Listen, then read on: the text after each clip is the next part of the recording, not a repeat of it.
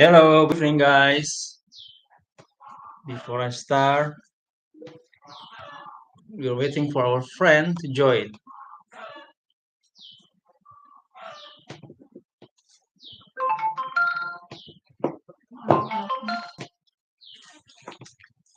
Hmm,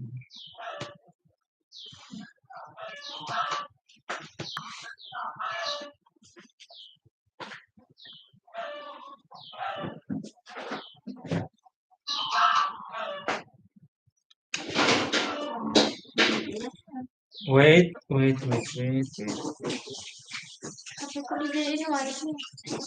Hmm? Ano internetnya? Ntar yang sama kayak dulu, no? Online dulu ya. Dijadiin wifi. Bukan Itu bisa. HP itu. Oh, Kenapa kasih Alina nih, dikasih itu? Si cepet Alina ganti wifi dulu. dikasih, dikasih air si Alina bonekanya. Mau coba kenapa? Tidak. Weh, Kak. Masuk online nih.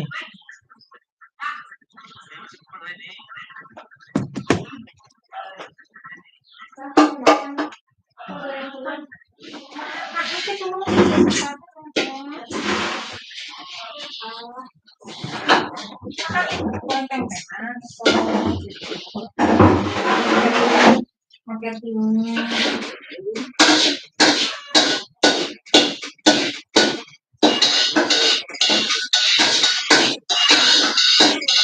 Masuk ini suara.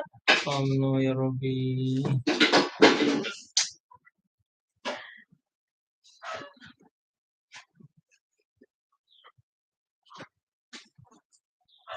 Untuk anak ya.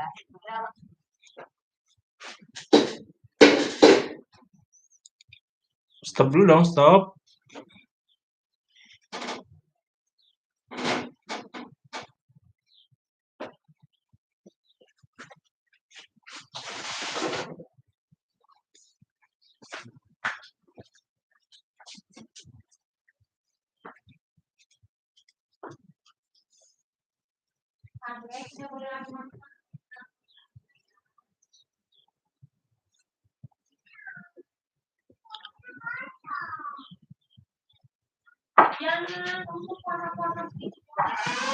Hello, Dichen.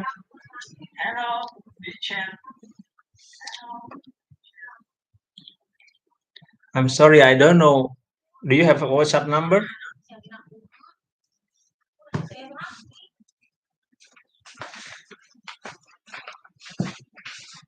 While waiting for the other, I want to prepare something for you. Every day, I will read the book of A History of God by Karen Armstrong live.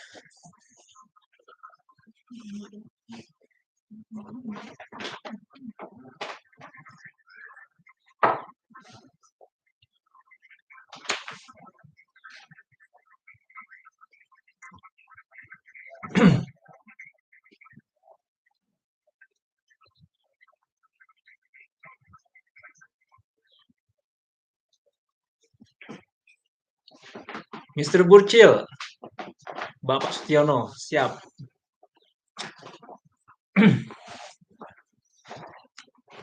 Chat.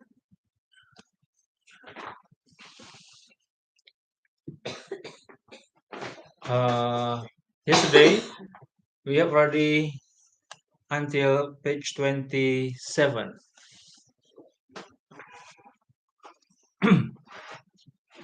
Okay, let's begin.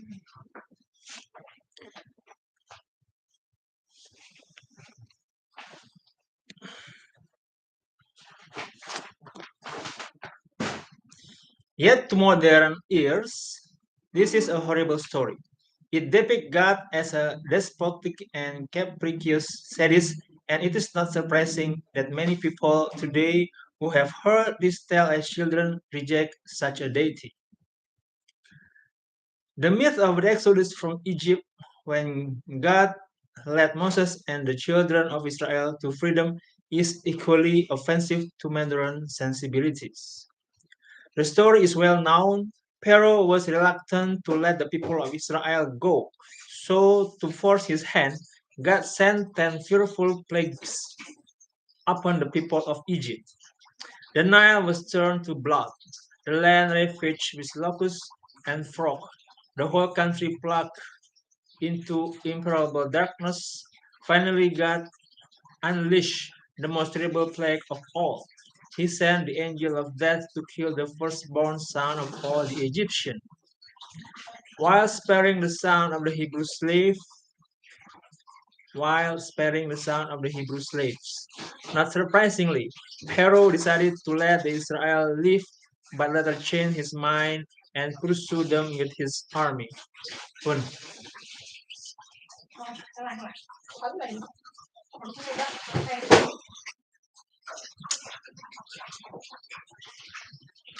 He caught up with them at the Sea of Red, but God saved the Israelites by opening the sea and letting them cross dry road. When the Egyptians followed in their wakes, he closed the water and drowned the Pharaoh and his army. This is a brutal, partial, and murderous God, a God of war who would be known as Yahweh Sabaoth, the God of armies. He is passionately partisan, has little compassion for anyone but his own favorites, and is simply a tribal deity. If Yahweh had remained such a savage God, the sooner he vanished, the better it would have been for everybody. The final myth of the Exodus, as it has come down to us in the Bible, is clearly not meant to be a literal version of events. It would, however, have had a clear message for the people of the ancient Middle East who were used to God splitting the sea in half.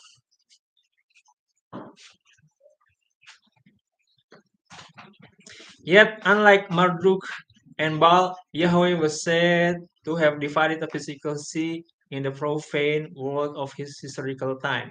There is a little attempt to realism. When the Israelites recounted the story of the Exodus, they were not as interested in historical accuracy as we would be today. Instead, they wanted to bring out the significance of the original event,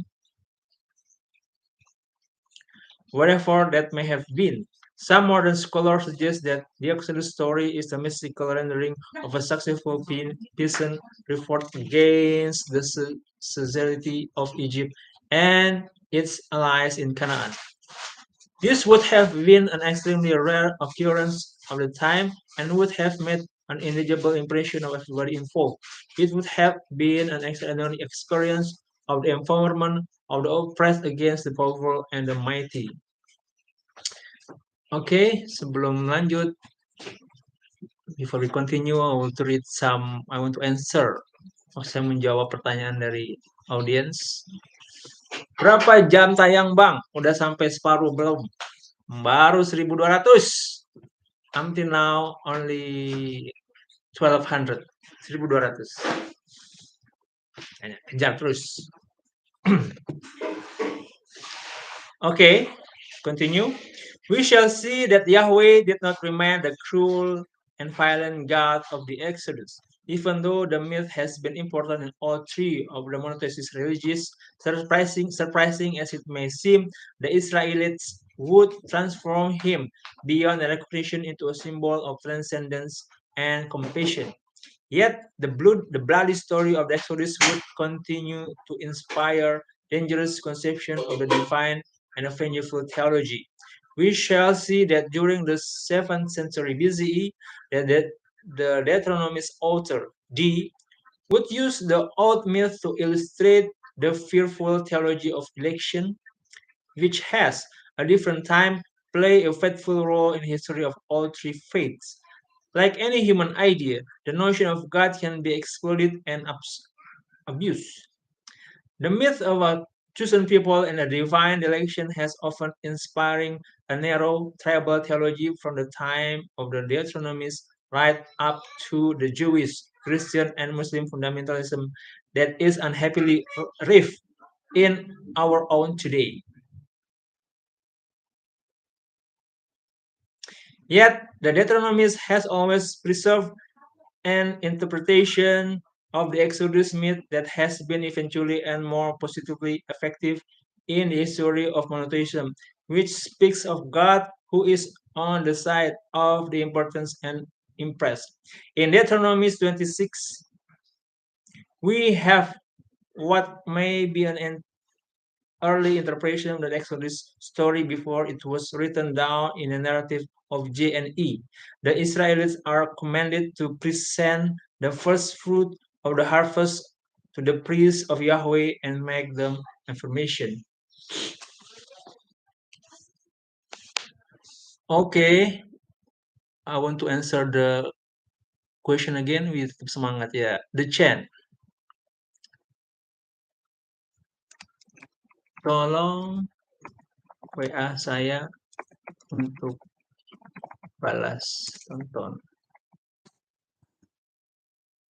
di 0853 8754 8313.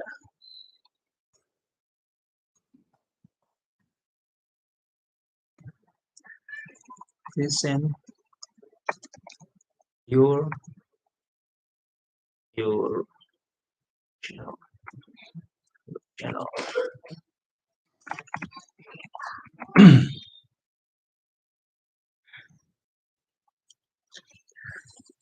Okay, continue. My father was a wandering Aramean. He went down to Egypt to find refuge there, find a number. But there had been a nation, great, mighty, and strong. The Egyptians ill treated us. They gave us no peace and inflicted harsh slavery upon us. But we called on Yahweh, the God of our father. Yahweh heard our voice and saw our misery, our toil, and our oppression. And Yahweh brought us out of Egypt with mighty hand and outstretched arm, with a great terror, and with sign of wonder. He brought us here to Canaan and gave us this land, a land where milk and honey flow. Here then I bring the first fruit of the produce of the soil that you, Yahweh, have given me. The God who the God who may have inspired the first successful peasant uprising in the history of God of revolution. In all true faith, he has inspired an ideal of social justice, even though it has to be said that Jews, Christian, and Muslim have often failed to live up to this ideal and have transformed him into the God of the status quo.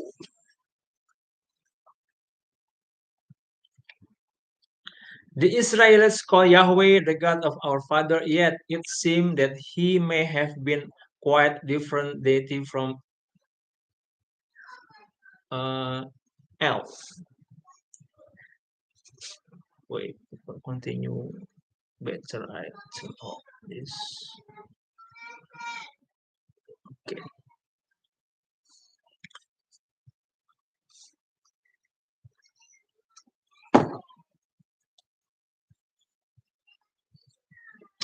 The Israelites called Yahweh the God of our father, yet it seems that he may have been quite a different deity from El, the Canaanite high god worshipped by the patriarch. He may have been the God of other people before he became the God of Israel. In all his early appearance of Moses, Yahweh insists repeatedly that at some length that he is indeed the God of Abraham, even though he had originally been called El Shaddai. This insistence may preserve the distant echo of every early debate about the identity of the God of Moses. It has been suggested that Yahweh was originally a warrior god, a god of volcano, a god of worship in Midian, in what is now Jordan. We shall never know where the Israelites discover Yahweh if indeed he really was a complete new deity. Again, this would be a very important question for us today. but it was not so crucial for the biblical writer. In pagan antiquity, gods were often merged and amalgamated, or the gods of one are locally accepted as identical with the god of another people. All we can be sure of is that wherever his provenance, the event of the Exodus made Yahweh the definition God of Israel, and that Moses was able to convince the Israelites that he really was one and the same as El, the God beloved by Abraham, Isaac, and Jacob. Okay, let's check again. Okay, thank you, Descent. I will come to your channel if you go live. Saya akan ke channel Anda kalau Anda live. Dan juga Mas Setiano Burcil. Wow, kicau merah. Ya, kicau merah. Saya nggak kenal di ini, nanti ini aja ya. Saya kasih linknya nih. Okay. Continue. The so-called Midian theory that Yahweh was originally a god of the people of Midian is usually discredited today, but it was in Midian that Moses had his first vision of Yahweh. It will be recalled that Moses had been forced to flee Egypt from killing of Egyptian who was ill-treating an Israel slave. He, he had taken refuge in Midian, married there, and it was while he was tending his father-in-law's sheep that he had seen a strange sight, a bus that burned without being consumed. When he went closer to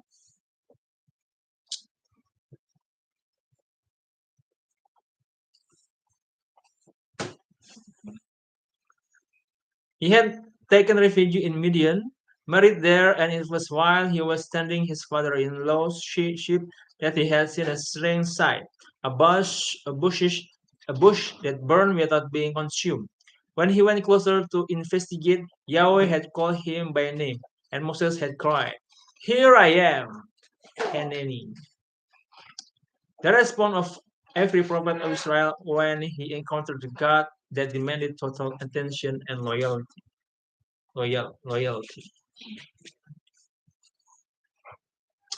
Come, no fear, God said. Take off your shoes, for the place on which you stand in holy ground. I am the God of your father, he said, the God of Abraham, the God of Isaac, the God of Jacob. At that Moses covered his face, afraid to look at God.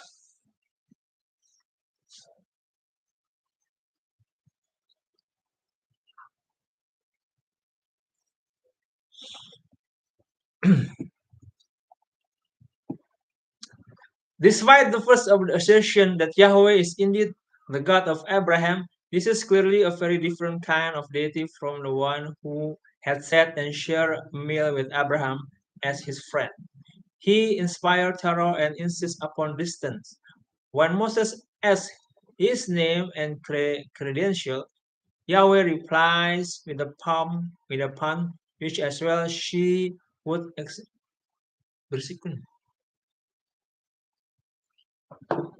Yahweh replies with a pun, which as well she would exercise monotheism for centuries. Instead of revealing his name directly, he answered, I am who I am. Ehyeh Serehye. What did he mean?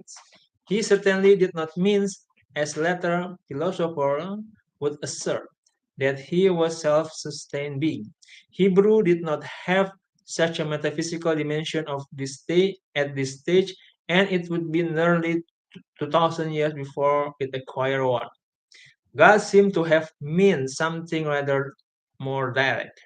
Ehyeh Serehye is a Hebrew idiom to express a deliberate vagueness. When the Bible uses a phrase like they went where they went, it means I haven't the faintest I haven't the faintest idea where they went. So when Moses asks who he is, God replies in effect, never you mind who I am, or mind your own business. There was to be no discussion of God's nature and certainly no attempt to manipulate him as pagans sometimes did when they recite the name of their gods. Yahweh is the unconditioned one. I shall be that which I shall be. He will be exactly as he chooses and will make no guarantee. He simply promised that he would participate in history of of his people. The myth of the Exodus would prove deceive. It was able to endanger hope for the future, even in impossible circumstances.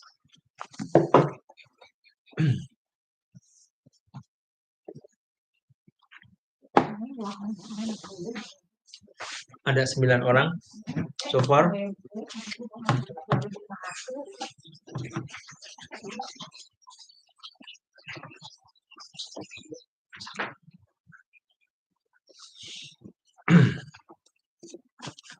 Continue.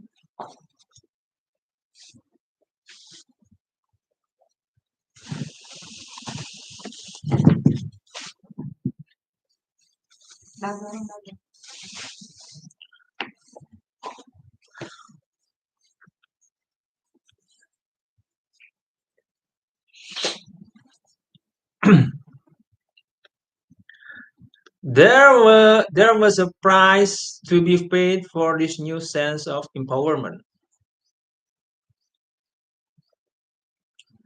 The old sky god had been experienced as too remote from human concern. The younger deities like Baal, Marduk, and the mother goddess who had come close to mankind, but Yahweh had opened the gulf between man and divine world once again.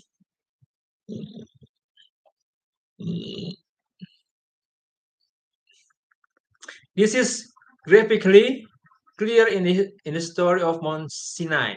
When they arrived at the mountain, the people were told to purify their garments and keep their distance.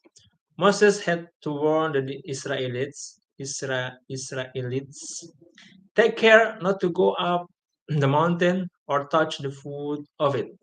Whoever touched the mountain will be put to death. The people stood back from the mountain, and Yahweh descended in fire and cloud. Okay, we read again. Agus menganti, sore Bang. Agus menganti hadir. Semangat menit. Sama-sama Bang Agus. Kita nanti balas nanti kalau sampean live ya.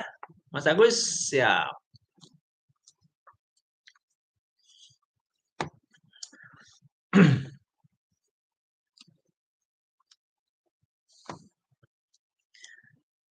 Now at daybreak on the third day, there were peals of thunder on the mountain and lightning flash, a dense cloud, and a loud trumpet blast, and inside the camp all the people trembled.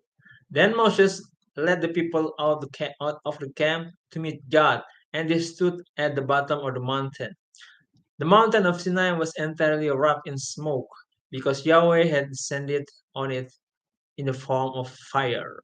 Like smoke from furnace, the smoke went up and the whole mountain shook violently.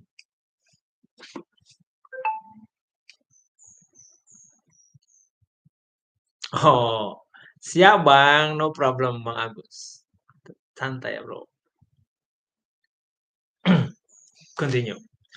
Moses alone went up to the summit and received the tablets of the law.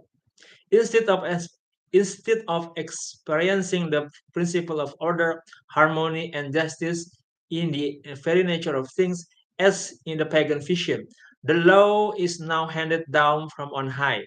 The God of history can inspire a greater attention to the mundane world, which is the theater of his operation.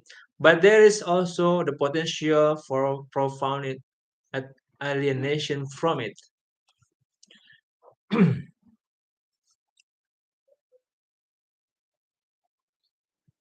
In the final text of Exodus, edited in the 5th century BCE, God is said God is said to have made a covenant with Moses on Mount Sinai, an event which is supposed to have happened around 1200.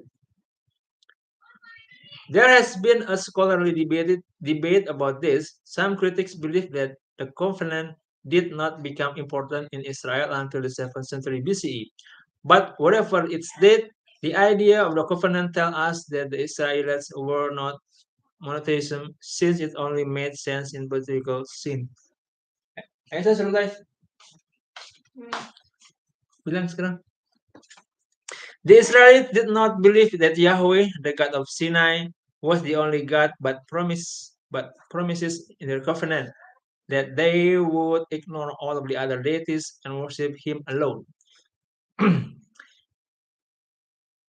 It is very difficult to find a single monotheistic statement in the whole of the Pentateuch.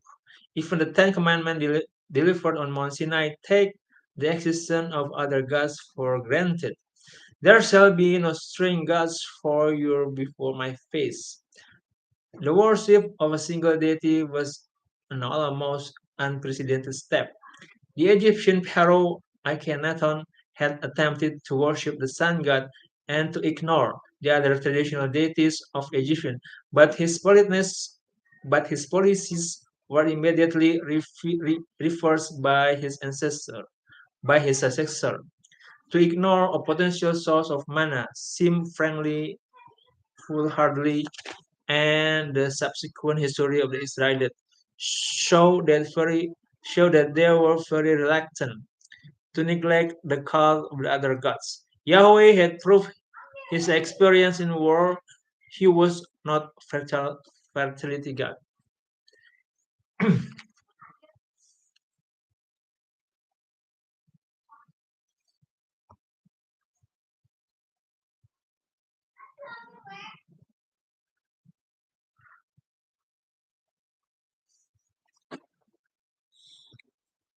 When they settled in Canaan, the Israelites turned instinctively to the cult of Baal, the landlord of Canaan, who had made the crop grow from time immemorial.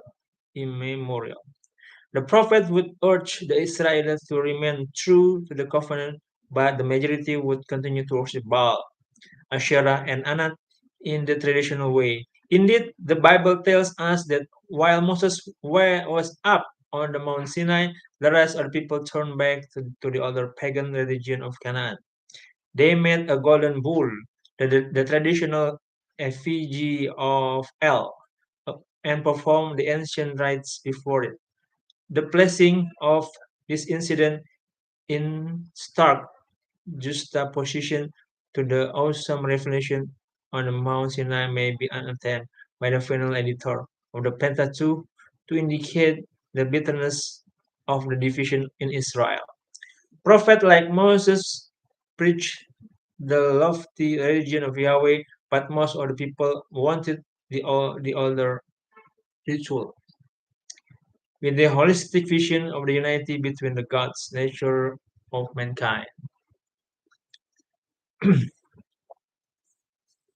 Yet the Israelites had promised to make Yahweh their only God after the Exodus, and the prophet would remind them of this agreement in later years.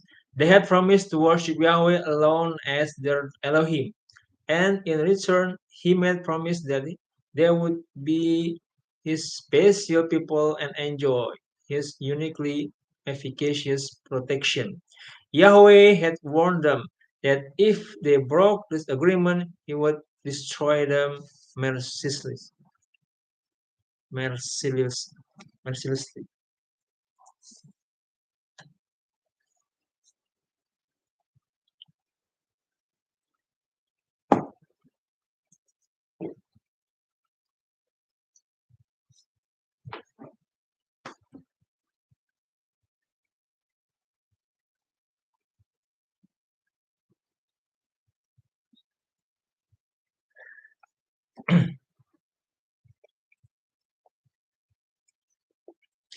Yet the Israelites had entered into the covenant agreement nonetheless. In the book of Joshua, we find what may be an early text of the celebration of this covenant between Israel and its God.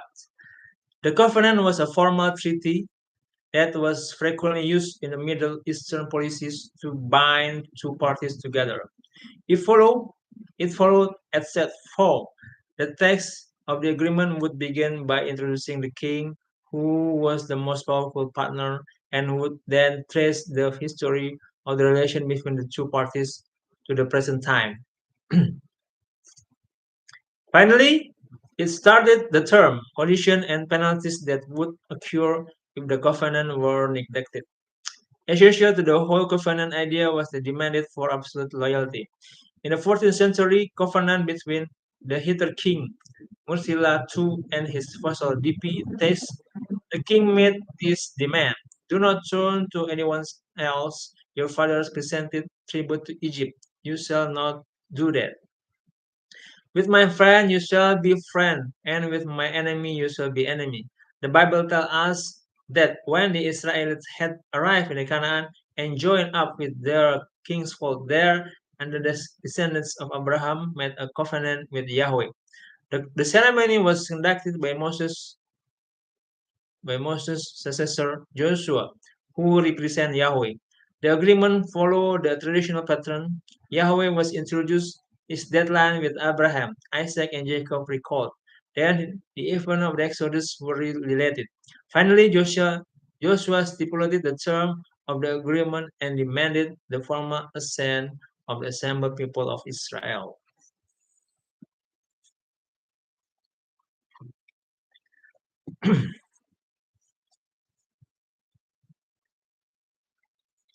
So now fear Yahweh and serve him perfectly and sincerely.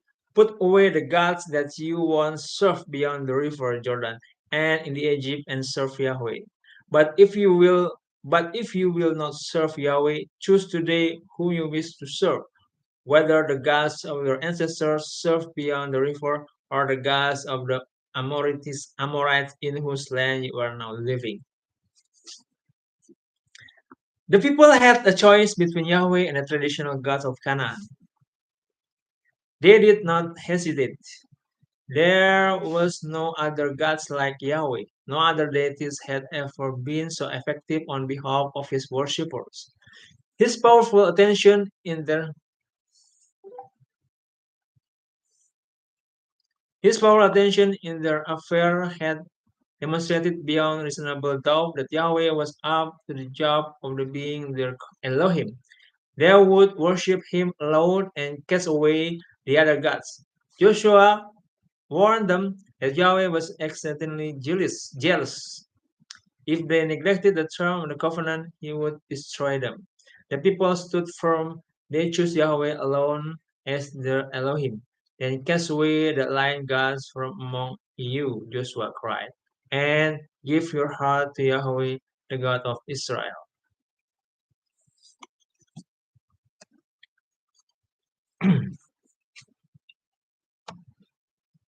The Bible saw that the people were not true to the covenant.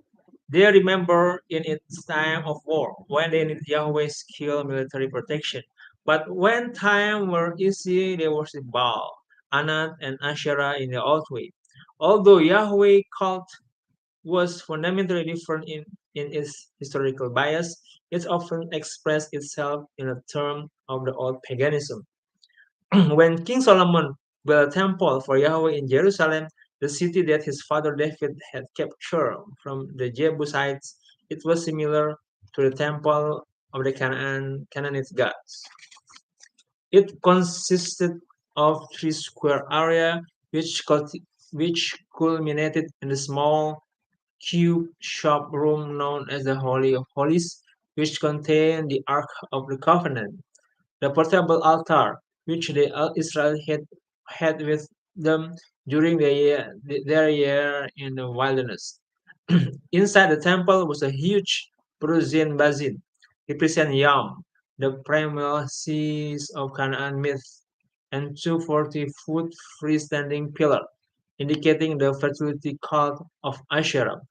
The Israelites continued to worship Yahweh in the ancient shrine which they had inherited from the Canaanites of at Beth El, Shiloh, Hebron, Bethlehem, and Dan, when there were frequently pagan ceremonies. The temple soon became special, however, even though, as we shall see, there were some remarkably unorthodox ancient activities there too. The Israelites began to see the temple as the replica of Yahweh's heavenly court. They had their own New Year festival in autumn, beginning at the spade god ceremony on the day of Otanan, followed 5 days later by the whole festival of the Feast of Tabernacles, which celebrate the beginning of the agricultural year. It has been suggested that some of the psalms celebrate the enthronement of Yahweh and his temple on the feast, which, like the controversy of Marduk, reenacted this principle subjected of chaos. King Solomon himself was a great synthesis. He had many pagan wives who worshipped their own god and had friendly dealing with his pagan neighbor.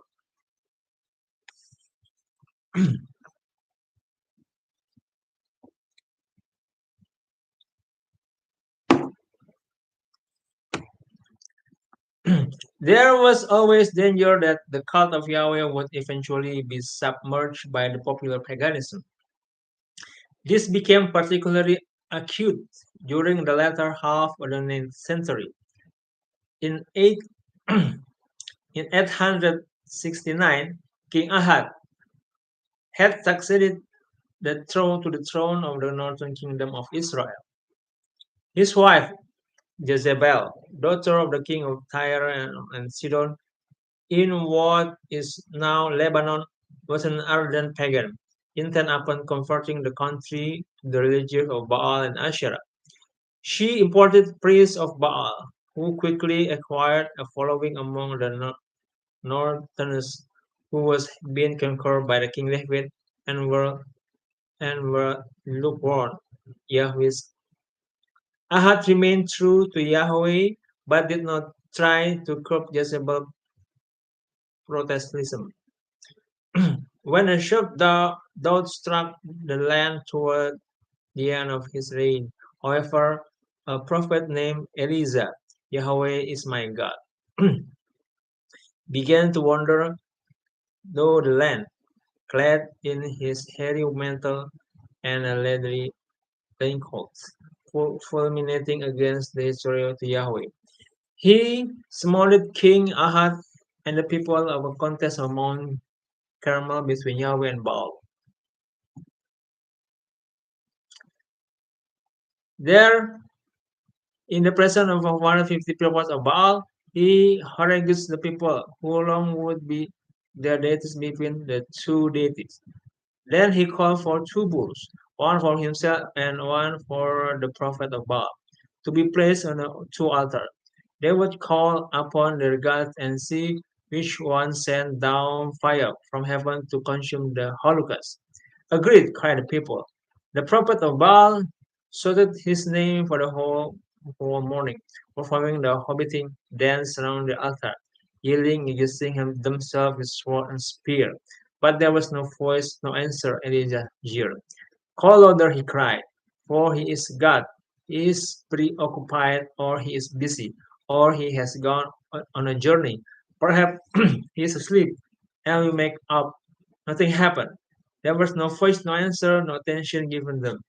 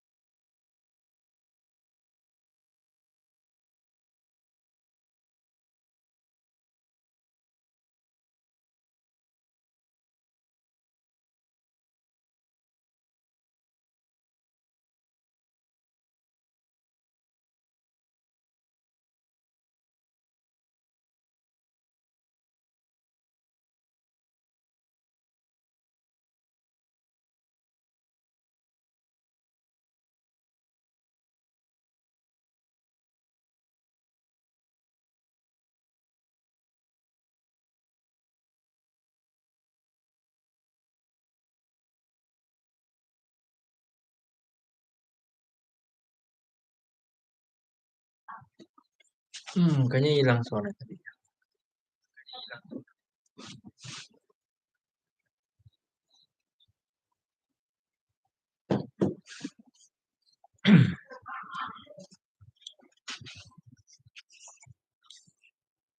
Sorry. Then it was Elijah's turn. The people crowded around the altar of Yahweh while he dug a trench around it till he filled with water to make it even more difficult to ignite. Then Elijah called upon Yahweh. Immediately, of course, fire fell from heaven and consumed their altar and the bowl, leaking up all the water in the trench.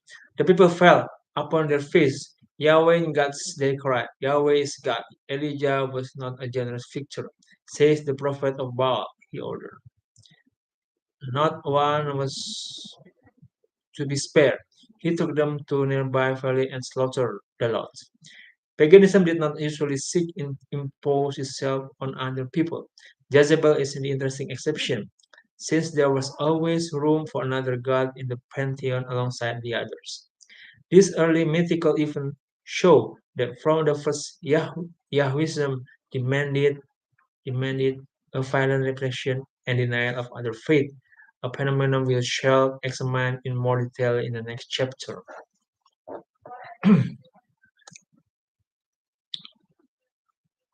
After a massacre, Elijah climbed up to the top of Mount Carmel and said in a prayer while his head between his knees, sending his servant from time to time to scan the horizon.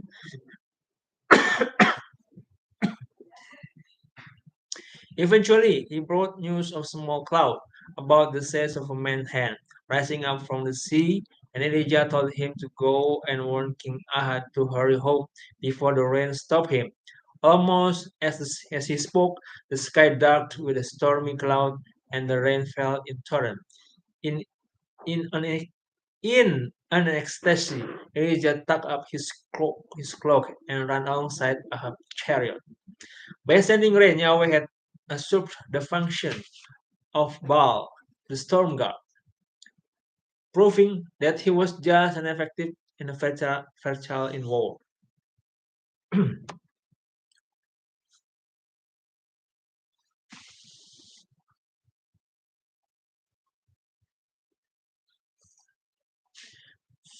Fearing a reaction against his massacre of the prophets, Elijah fled, fled to the Sinai Peninsula and took refuge on the mountain where God had revealed himself to Moses. There he experienced a theophany, which manifests the new Yahwism spirituality. He was told to stand in the cre- crevice, crevice, crevice of the rock to shield himself from the divine impact. Then Yahweh himself went by. Then came a mighty wind so strong it tore the mountain and shattered the rock before Yahweh. But Yahweh was not in the wind. After the wind came an earthquake, but Yahweh was not in the earthquake.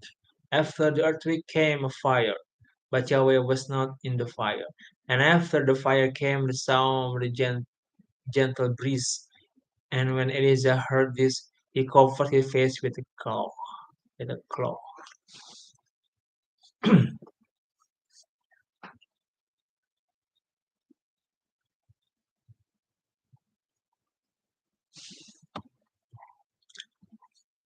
Unlike the pagan deities, Yahweh was not in any of the force of the nature, but it realm apart.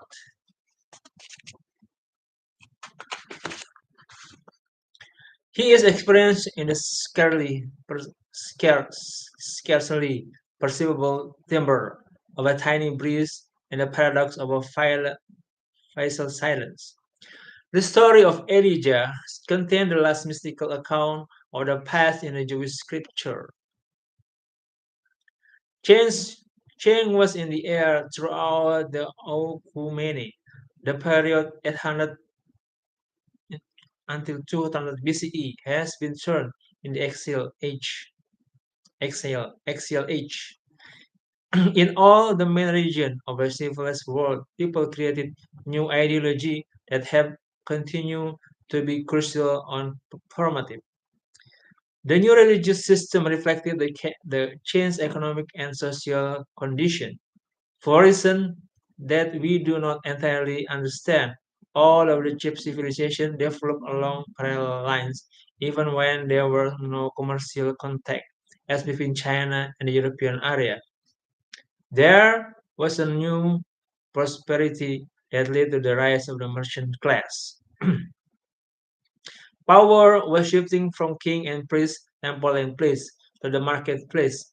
The new wealth led to the intellectual and cultural Florentine and also to the development of the individual consistent inequality and experimenting became more apparent, and the pace of change accelerated in the cities, and people began to realize that their own behavior could affect the fate of future generations. Each region developed a distinctive ideology to address this problem and concern.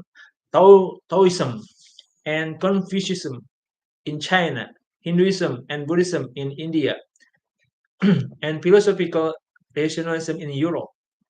The Middle East did not produce a uniform solution, but in Iran and Israel, Zoroaster and the Hebrew prophets respectively evolved different versions of monotheism.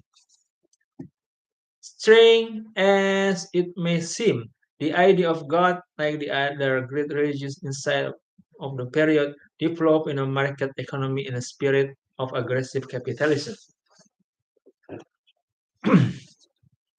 I propose to look briefly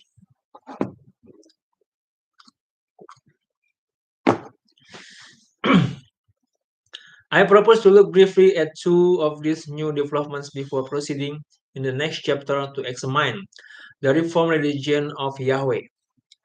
The religious experience of India developed along similar lines, but its different emphasis will illuminate the peculiar characteristic and problem of the Israelite notion of God. The rationalism of Plato and Aristotle is also important because Jew, Christian, and Muslim all drew up their idea and tried to adapt them to their own religious experience, even though the Greek God was very different from their own. In the 17th century BCE, Aryan, from what is now Iran, had invaded the Indus Valley and subdued the indigenous population. They had imposed their religious idea, which we find expressed in the collection of Ode known as the Rig Veda. There we find there we find a multitude of gods expressing many of the same value as the deities of the Middle East, and which presented the force of nature as instinctively with power, life of personality. Yet there were signs that people were beginning to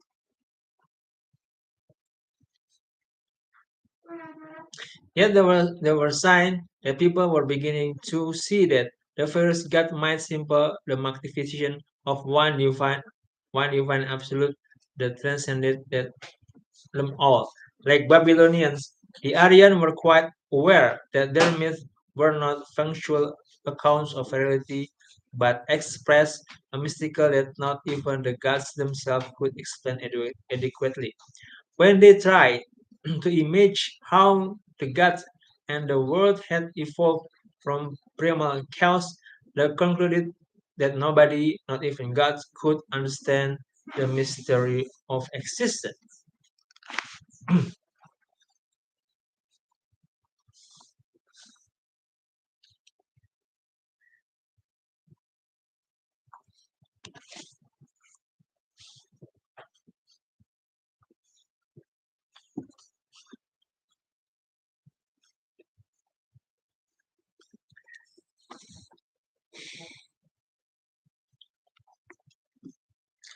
Who then knows when it has arisen? When the imitation has arisen, whether God disposed it or whether he did not. Only he who is overseer at the highest heaven knows, or perhaps he does not know.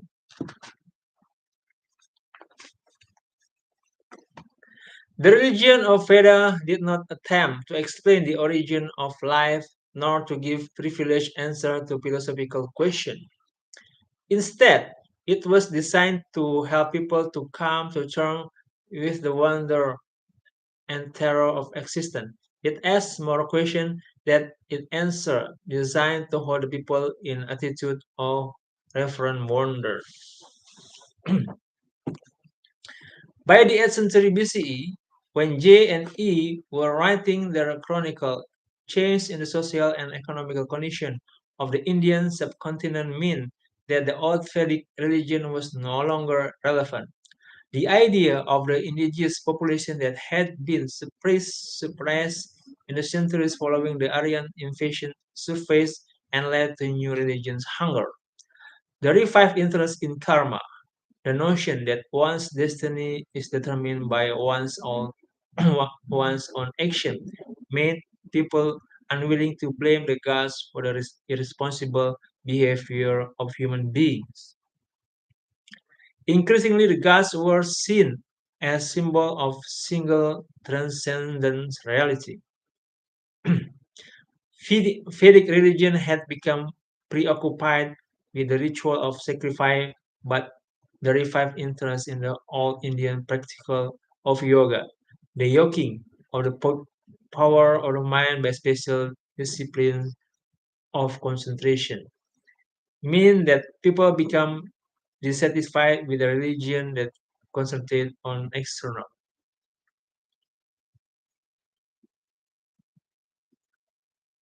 Sacrifice and energy were not enough. They wanted to discover the inner meaning of the site.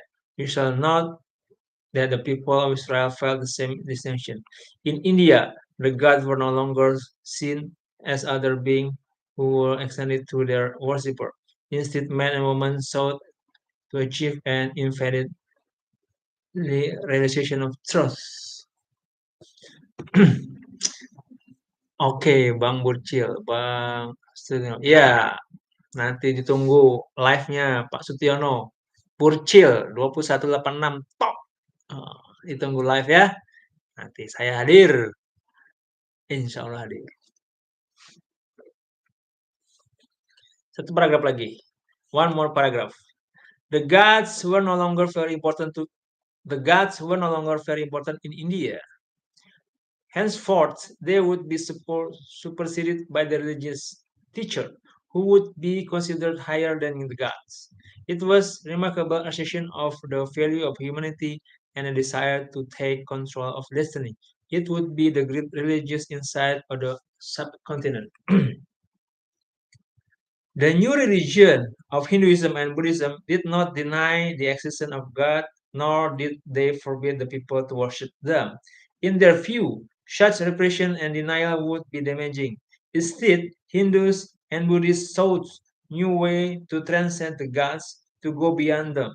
During 8th century, sages began to address this issue in the treatise called the Arayankas and the Upanishads, known and collectively as the Vedanta, the end of the Veda.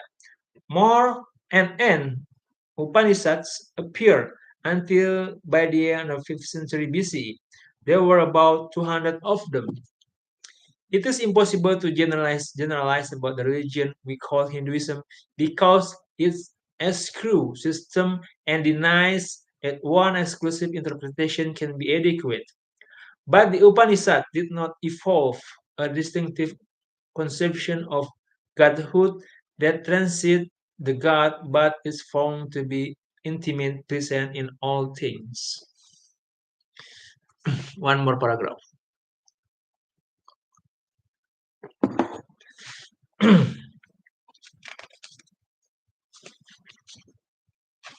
Hmm.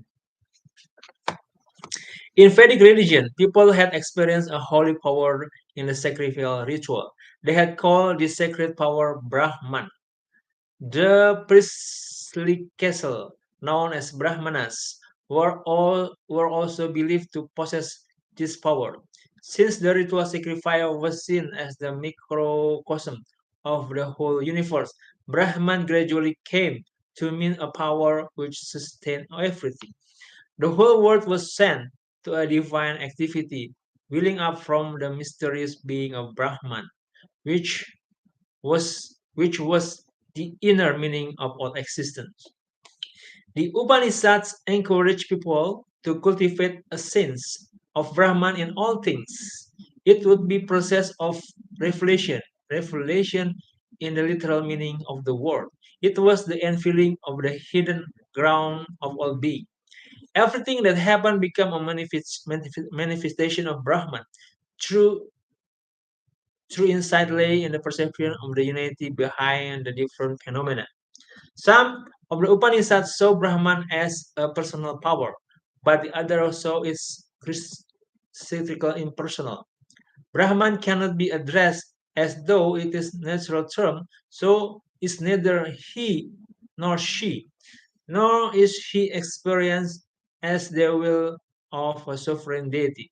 Brahman does not speak to mankind.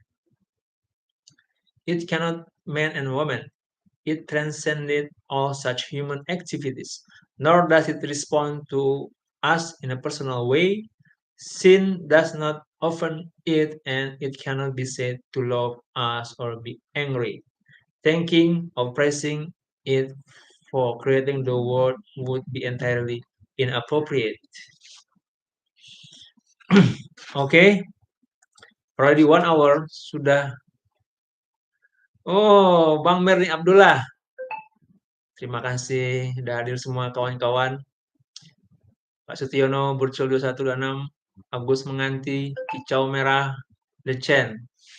Terima kasih. Saya akan datang pada Anda semua saat Anda live nanti. Sampai ketemu. See you next time. Assalamualaikum. So we until page 38. Okay, see you guys.